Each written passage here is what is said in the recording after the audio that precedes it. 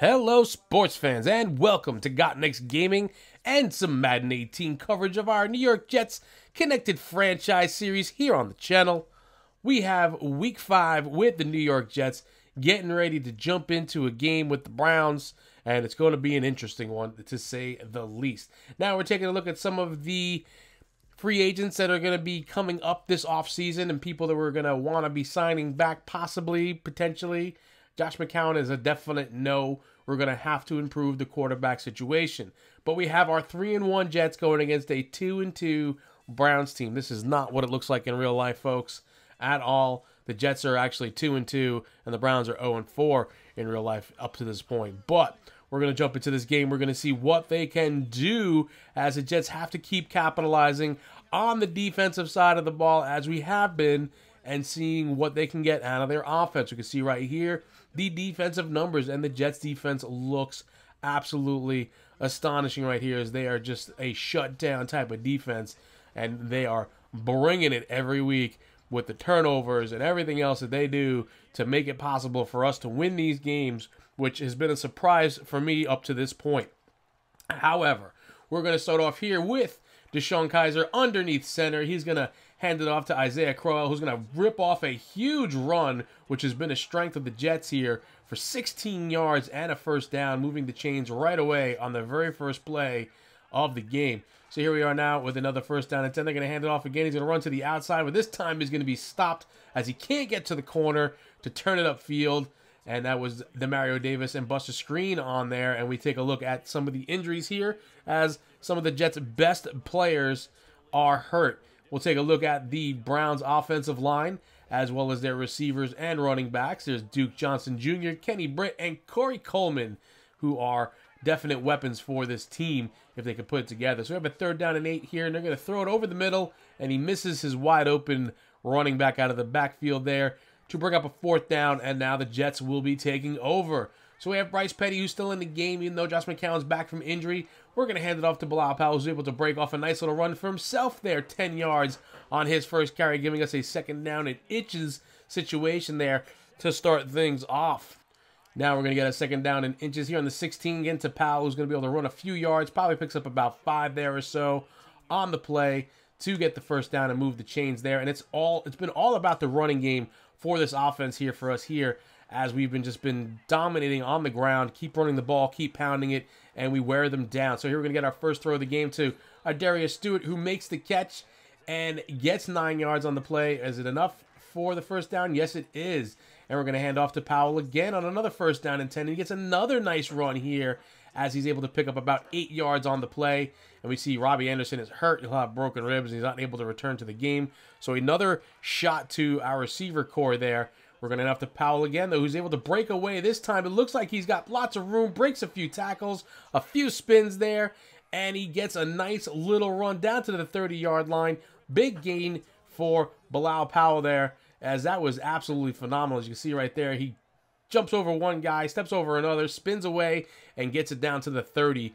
Nice run by Bilal Powell, who's been filling in very nicely for our injured Matt Forte. He's been doing the same thing in real life as well, so maybe there's something to this Madden thing, right? We're going to take a shot deep down the field here, and it's going to be picked off at the goal line as we took a chance. It looked like it had single coverage at first, but somehow it turned into double coverage, and there was just no chance at that point to come away with that one. So 2nd down 11 here for the Browns. From the shotgun, here goes Kessler, because Sean DeKaiser got hurt. DeShone Kizer got hurt, I believe, and now I have Kessler in the game here. So 3rd down and 16, throws it out to the outside to Josh Gordon, who makes the catch but does not get the first down, and there'll be an injury on the play here as well. I wonder who's going to be injured this time, as it looks like, oh, no, it looks like Kessler's hurt now for sure, and it looks like Kizer is going to be coming back into the game here for the Cleveland Browns. So anyway, the Jets take over with a 2nd down and 1 from the 43. We'll hand it off to Powell. He'll easily get the first down, breaks a tackle, and gets a few more, moving the chains to the 46 of the Browns. This time crossing over the midfield, 7 carries for 76 yards, looking dominant and phenomenal from this point, as he's able to just kind of break tackles and get away.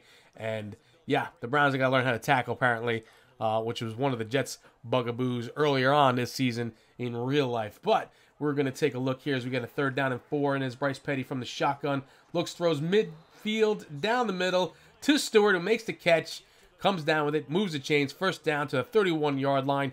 And this kid Stewart, the rookie, is a impressive young man as he is able to make those catches in traffic no matter what. So here comes Powell, who breaks another tackle, gets it to the outside and bounces it outside again, breaks another tackle, and the Browns just can't tackle. He'll run it all the way in for a touchdown. Jets, Jets, touchdown. Bilal Powell, 31 yards. He brings it home. Nice touchdown run there. And like I said, folks, it's all about the run game here, and he just keeps breaking tackles. Even when we bring in that Elijah McGuire, the rookie, he breaks tackles as well like that. It's just something that he seemed to be doing. He bounces off of his own guy there and then runs right over the defensive back to get the touchdown. So 1st down and 10 here, and here's Kaiser in the backfield with a shotgun formation. Will fake the handoff, and he rolls out a little bit looking to throw. Throws deep down the field, and he hits his man, but he drops the ball. Corey Coleman drops the ball there as he cannot hang on to it as he had to dive for it. He had Claiborne all over his back. That'll bring up a 2nd down and 10. Nice play there. So 3rd down and 5, looking to throw, steps back, has a little bit of a screen play. Crowell gets the 1st down and a few more, moving the chains and converting that play for a 1st down there for the Browns as they're able to move the ball a little bit here. Picks up 8 yards on the carry. 3rd down and 10 now, a few plays later here in the same drive. He's going to fake the handoff, another play action. Looking to throw down the field, and he throws it right to nobody. And Marcus May dives and makes the catch for the interception, turning it around and sending the ball the other way. Another big play by this Jets defense. And here comes Bryce Petty with 3rd down and 11. Over the middle to Wilson, who's able to make the catch, rolls over the linebacker. Does he have enough for the 1st down? He does not. It'll bring up 4th down and inches. So we're going to send it right back to the Browns. 3rd down and 9 here on their own 21. We have 6 minutes left to play in the half. Jets have the lead 7-0. He throws, is able to get it to where only his man can get it, but he has to kind of dive to get it, and he can't hang on. So now the Jets will get the ball back and forth, and this time at 3rd down and 3, converts to a 1st down to Leggett, the tight end.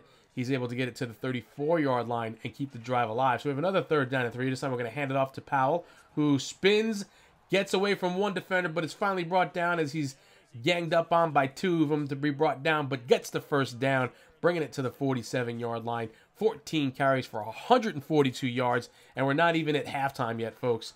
Here we are again, Bryce Petty with a 2nd down and 15, throws, and he gets intercepted as the linebacker Kirksey is able to reach out and kind of snatch it out of the air, and that'll be interception number 2 for Bryce Petty on the day. And if it wasn't for these mistakes, we'd probably be blowing them out because we were on the drive there.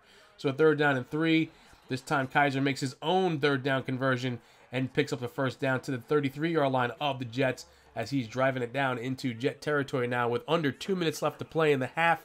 We have a 1st down and 10. Kaiser with all sorts of time to throw, but finally the defense breaks through and he is sacked in the backfield. That's McClendon who gets through there and drives him back to bring up a 2nd down and 19 and now a 3rd down and 19 after an incompletion there.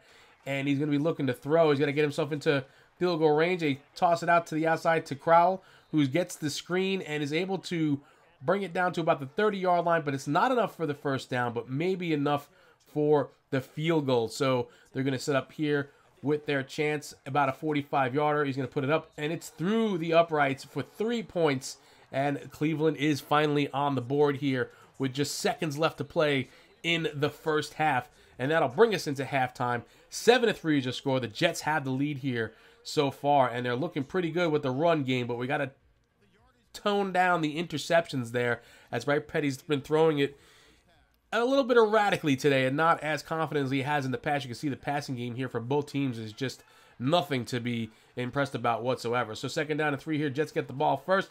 To Wilson goes the ball, and he makes the 1st down on that play, getting to the 37-yard line for the Jets. That's 4 catches for him for 24 yards. A 1st down and 10 here. Petty with all sorts of times to throw, throws it over the middle and hits his tight end once again. Leggett again for a 1st down to the 48-yard line. That's his 3rd catch of the day. And now Bryce Petty looks like he's a little bit locked in here. So we get 3rd down and 6. Petty with all sorts of time to throw. Throws and he tries to hit his man and he does not, as it's broken up right there at the end of the play by the defender, bringing up a 4th down and 6. And the Browns get the ball for the first time here in the second half. And Kaiser, plenty of time to throw, is over the middle. Josh Gordon has to leap into the air to make the catch, but he does. But it'll only be a 4th down and 5. And now the Jets are backed up to their own 1-yard line after the punt. We're going to hand it off to Powell, who's able to get away from one defender and gives themselves a little breathing room there. Picks up about 5 yards on the play or so and is able to give them a little bit of breathing room. Here I have a 2nd down and 10. We're going to get it out to Greg, the other tight end, who's able to take off, and he gets away from a few defenders, tries to break a tackle, but does not, but gets to the other side of the 50, to the 35-yard line of the Browns with a huge catch right there.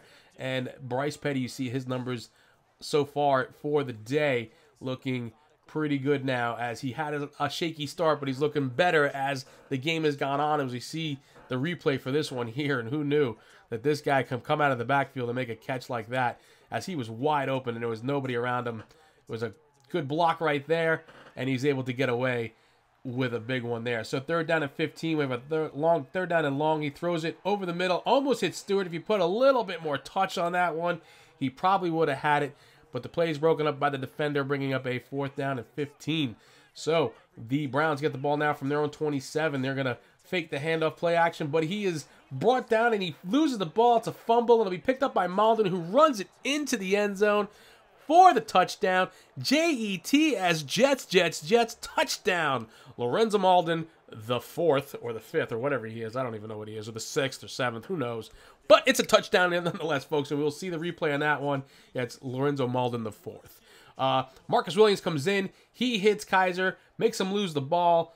Malden picks it up. There's nobody around, and he just kind of scampers right into the end zone there for the touchdown. And a 14-3 lead now for the Jets, and that is a great play, again, by the defense, making plays to keep this team in it. 2nd down and 3 here for the Browns. He throws, hits his man Crowell over the middle, gets the 1st down and a few more as he's able to move the chains down to the 43-yard line. That's 4 catches for 33 yards for Crowell. He's been a nice little relief valve out of the backfield for the Browns here today. So 3rd down and 5 on the 23. Throws and hits Crowell again, who gets the 1st down. Jukes one defender, but is brought down by 2 others down to the 12-yard line. And the Browns are driving here now into Jets territory with 7 minutes left to play in the game. Can they score here to bring it to within 4 points?